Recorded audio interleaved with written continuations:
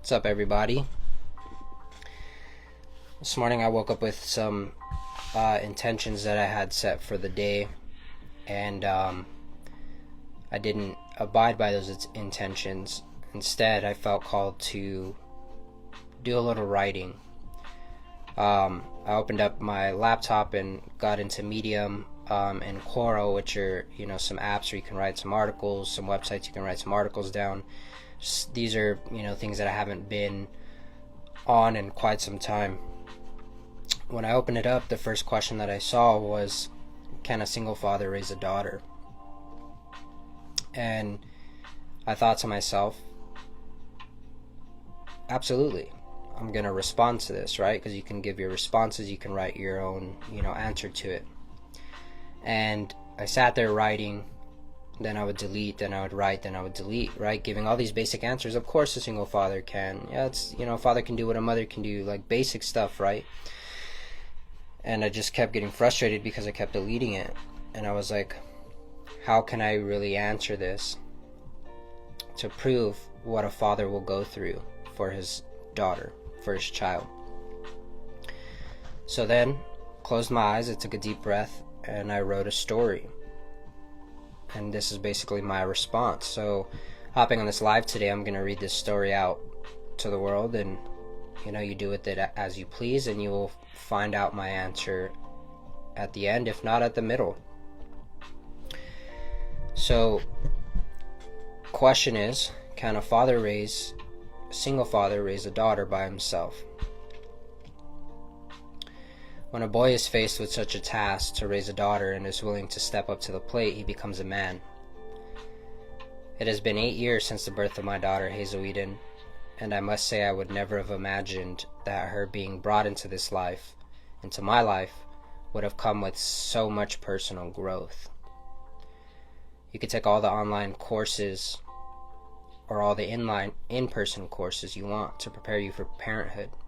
You can even have all the money in the world or do all the inner work that this life has to offer. But nothing, and I mean nothing, will prepare you for what will come the day your child takes their first breath and everything that follows. I grew up in what I felt like was a small city, but in reality my imagination was small. 8 pounds, 8 ounces, a young healthy little boy, happy and eager to grow. My mother was a woman of pure beauty on the outside, but on the inside I would eventually find out she was one of struggle and self-inflicted pain. Excuses were all I learned she knew how to perfect. But she tried, day in and day out, to raise 3 kids on her own, going through adversity that I wouldn't wish upon my worst enemies. Raped and abused by the men that would come into her life.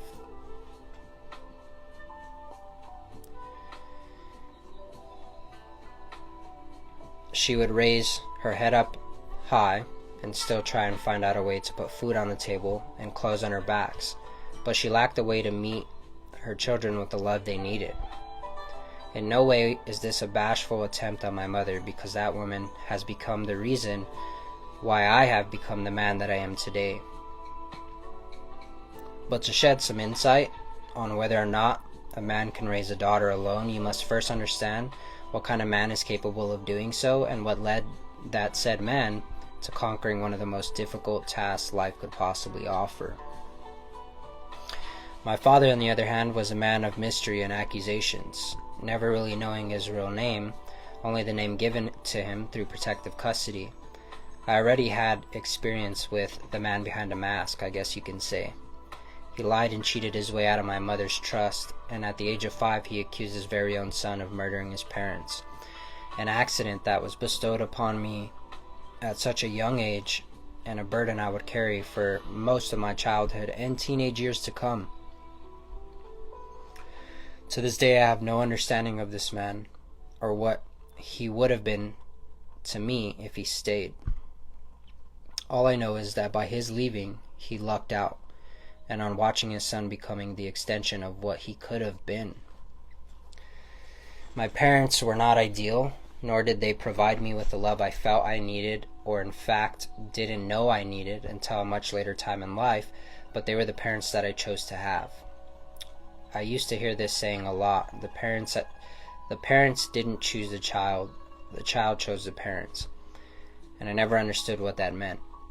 In my mind, why would I choose parents who didn't love their children enough to give them the world? Why would I choose parents who didn't even love each other enough to make it work? Why would I choose parents who lied and made excuses for everything instead of results? Most importantly, why would I choose parents who would make the exact opposite choice that I would have made? The why me questions of victimhood would flood my entire childhood life. I now realize, after many years of inner work and battling those why me questions, that I was asking the wrong questions the entire time. Instead of why me, what did I do to deserve parents like these, and so forth, the questions wouldn't end. I would begin to take a different approach. I started to ask, what can I learn from these detrimental moments in my life? How can I grow from this? What is it going to take for me to create the exact opposite of my parents? Do I want to be exactly like them? And if I was to have a child of my own, would this be the kind of parent that I want to be for them? I spent my entire life on the outside looking in, observing, people watching, mentally taking notes on the type of behaviors that I didn't approve. And I would always ask myself, I wonder what happened to them that caused them to behave in such ways. Everyone has been through some type of trauma in their lives and inflicted upon them by someone who was once a victim too. They say hurt people, and that is true, but hurt people only hurt people because when hurt, they never were met with the grace and understanding they needed to heal from that hurt in the first place. You see, most people are afraid of stepping up to the plate and facing their trauma, and most people are afraid of sharing their emotions with the world because from personal experiences, they were shamed or guilted into believing their emotions or struggles didn't matter. We were all taught how to bury our issues deep down inside of us and brush them off, right? Every time you cut yourself or scraped a knee as a child, your parent would slap a band-aid on it, get you to stop crying, and send you off into the world again. But never did they once sit you down and ask how it truly made you feel, and explain the process that your body would go through to heal the injury. Just like everything else in life, most parents are not equipped with these abilities. We all learned how to keep a child alive physically, but never mentally or emotionally. Hell, we didn't even focus on the spiritual aspect either. But they did their best with what they had, and as children we did our best to learn from them and pick up from their habits, thus leading us into an endless cycle of hurt people. Now here's where things get interesting. You see, this is the one thing I learned, and this is what led me to take a different approach to how I would parent my child. Earlier I mentioned my mother had been raped and abused, but what I failed to mention was I was raped with her and forced to watch her be raped in front of me. Imagine that, young little me having to be my mother's oldest child, weak and immature in age, not being able to stop these men from taking advantage of both of us, knowing I should have been strong enough to prevent these horrible actions from happening.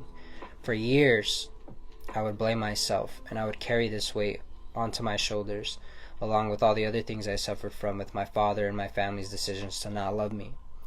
I would have sworn I was destined for sure for a dark future, and I myself would one day be an inflictor.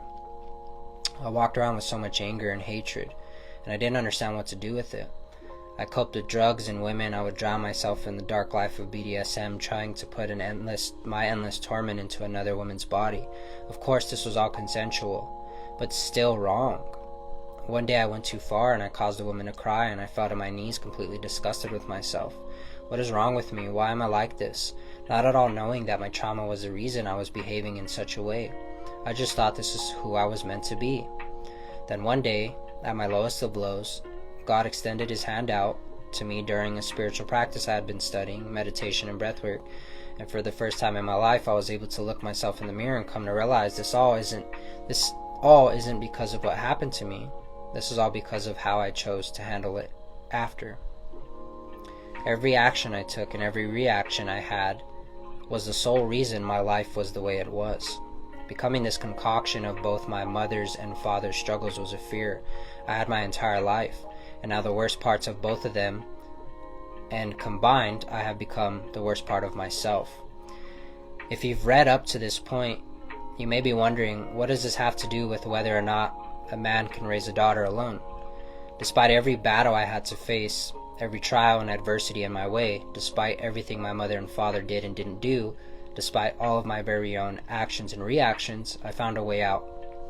August 5th, 2015, the day my life turned around for the better. My daughter was born at 3 pounds and 3 ounces. The doctor said she would need to live in the hospital for a few months on all these machines, and it was very likely she might not even come out or even make it. I was faced with what would seem to be, to most people, the worst news you could get as a parent outside of your child didn't make it. Of course, prior to her birth, I had been faced with losing a child, a son. I was so excited to bring into this world. Instead, he was taken from us 2 days before his date of birth. Nevertheless, I was still faced with such news that my heart felt like it was ripped out of my chest, and I was given a glimpse into my future, which was basically a reenactment of my past. I had a choice. I can go back to the boy I once was and create a world of darkness again, or I can give everything I have to God and face the road ahead. I chose to give my life to my daughter, so for a week straight I showed up every day after work and held her closely to my chest, smiled tears of joy. I would meditate with her. These tears of joy would run down my cheeks, but I believed with all my core that she would be the healthiest and happiest baby to ever be created. She would be the very best part of everything I wasn't and more. I knew deep down this little baby would one day grow into a woman, and then that woman would one day grow into a leader. But in order for that to happen, I must become the leader myself.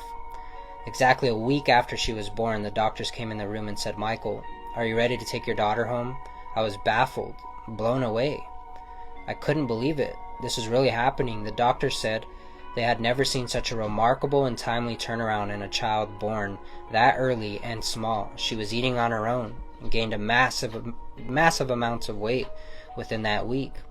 They said every day after I left my sessions of meditating and holding her chest to chest, she would eat an obsessive amount and breathe on her own. She eventually ripped out her own breathing tubes. She was determined to show her daddy that she could be the warrior I knew she was born to be. I've dedicated my life every day for the past 8 years now to becoming the very best version of myself so I can be that for her. There is no stone I will not unturn within me in an effort to show her how to really deal with the problems life has to throw your way. My healing journey is guided by her creation, and with that said, I am a better man and human every day because of it.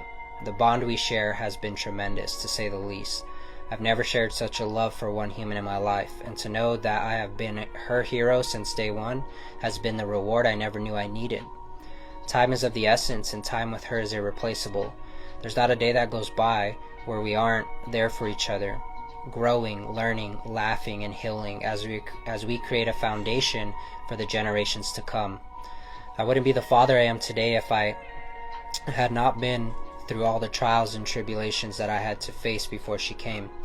I didn't agree with my parents' methods, but I owe them my life for teaching me what kind of parent I didn't want to be. And that is enough for me to forgive them, to forgive myself, and all those who have wronged me in the past. For that forgiveness just opens up more doors to love my child the way she needs to be loved. Only God can prevent me from missing any of her plays or performances. I will be there for all of those defining moments in her life, ready to rock this world together. And on her wedding day, she will say, yes, it is possible. A father can raise a daughter. Now, with that being said, I think that's all that needs to be said. My journey has only begun. Every day I wake up and she's here, I have another first step in my life, if that makes sense. I have another opportunity to move forward, to become better, to work harder, to lead by example, to love with all I have, because that's what she's given me, that's what she's taught me.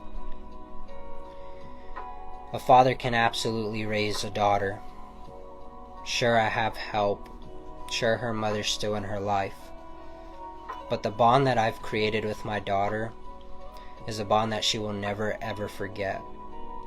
And this is just a video confirmation that one day, baby girl, when your father is no longer here, you can always come back to these messages, and you can always hear the love that I have for you, the love that I will always have for you, even after this time.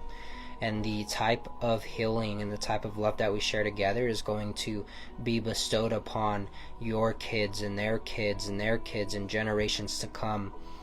But you just never forget, ever. It doesn't matter if God took me today or if he took me, when you're 60 years old, your dad will always love you, and he will always do everything in his power, in his heart, in his mind, and his soul to make sure that I give you everything I never had.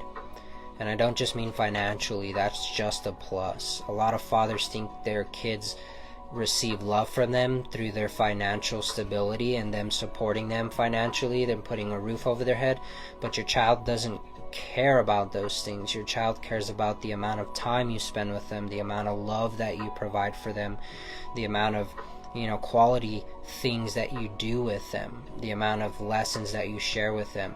And if you're not a father that's open to the healing journey, how can you give your child the best and expect your child to become the best, right?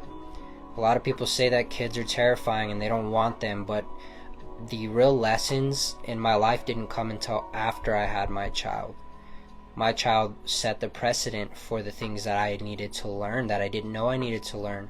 Even though I went through all this trauma in my life and I learned all these other things, when she came, everything else was looked at from a different point of view, from a different perspective, with different glasses. Life is not the same if you're somebody who doesn't have a child. And everyone seems to think, there's a lot of people who seem to think they never will need a child in their life, or children aren't for them, because they think children are just these little creatures that misbehave and act up and take you away from your freedom. But what else are you doing with your life that is so important that you don't get to enjoy what God created us to do in the first place, which is recreate, reproduce, right? We were given the ability to bear children.